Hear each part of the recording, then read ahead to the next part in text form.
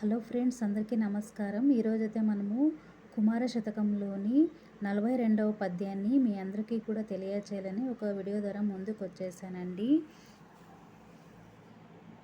మీరందరూ కూడా రెడీగా ఉన్నారు కదా? పెను కోపము గర్వము మబ్బున జపలము దురభిమానము నిర్వ్యాంపారము బునుం జొరబు మణికియును నల్పుని గుణములటంచు దెలివి బొందు కుమారా. అహంకారము కోపము తగనివి అని ఈ పద్యం అయితే చెప్తుందండి. ఈ పద్యం యొక్క తాత్పర్యాన్ని మనం అందరూ కూడా తెలుసుకుందామా ఫ్రెండ్స్? ఎక్కువ కోపము, గర్వము, పొంగిపోవుట, స్థిరత్వం లేకపోవుట, తనను మించిన వాడు లేడను అహంకారము, ఏ పని చేయక సోమరితనంగా ఉండటం అనునవి నీచుని గుణములు అని తెలుసుకొనుము.